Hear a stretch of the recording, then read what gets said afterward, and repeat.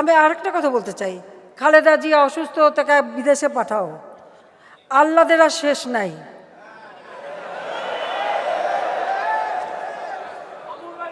পৃথিবীতে কোন দেশে আছে এতিমের অর্থ আত্মসাৎ করে সাজাপ্রাপ্ত আসামি জেলে ছিল?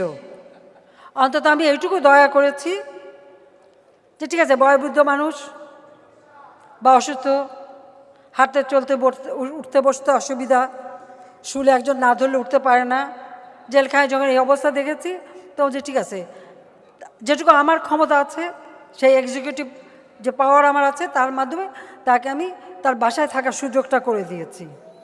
এখন উনি সেজে গুজে মেকআপ নিয়ে একেবারে বুড়ো টুরু একে হাসপাতালে যান,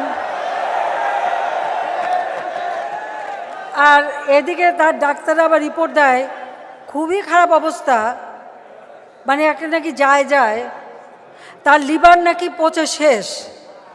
তো লিভার সাধারণত পচলে মানুষ কি বলে সেটা আমি মুখ দিয়ে বলতে চাই না, কি খেলে তাড়াতাড়ি লিভার পচে সেটা তো সবাই জানেন।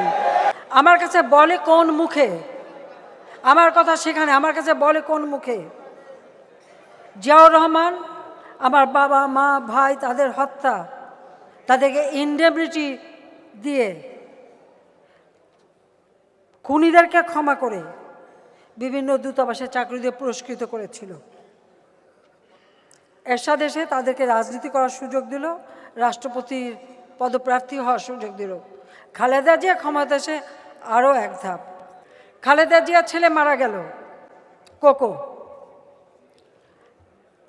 শত হলেও একটা মা সেটা মনে করে এই এত কিছু করার পরেও, আর আমাকে তো হত্যার চেষ্টা বারবার, কারণ আপনার মনে আছে 21 আগস্ট গ্রেনেড হামলার আগে বক্তৃতা দিল শেখ হাসিনা, প্রধানমন্ত্রী তো দূরের কথা, বিরোধী দলের নেতাও কোনোদিন হতে পারবে না। তো আল্লাহ তার ডাক শুনেছে, এখন তিনি কিছুই হতে পারেননি, এটা হলো বাস্তব কথা। যাই হোক, আমি আমার জায়গায় আছি।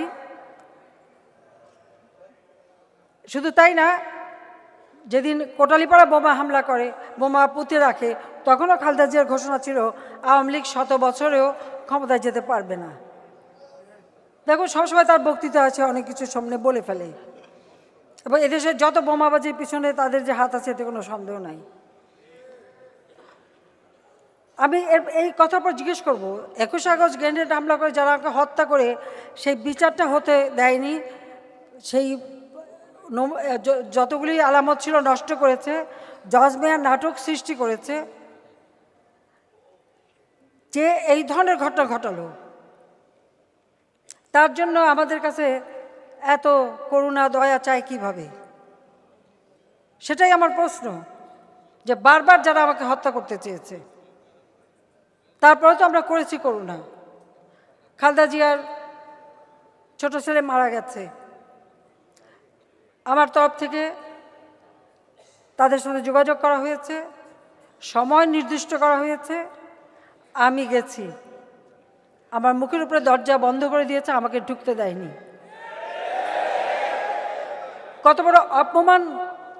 খালি মনে হলো যে তুমি খালেদা জিয়াউর রহমানের সাথে অন্তত 2 মাস 1 মাস পরপরই আমাদের বাসায় যেয়ে বসে থাকতা, চেয়ার পেতেও বসতা না, ওই লবিতে মোড়া ছিল, মোড়া পেতে বসতা। আর এখন আমাকে ঢুকতে দেবে না, আমার গাড়ি থামার সাথে সাথে গেট বন্ধ,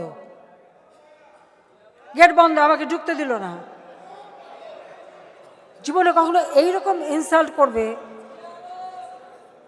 সে তারপরেও তার জন্য দয়া দেখাতে হবে, তো দয়া তো দেখিয়েছি, আর কত দয়া দেখাবো?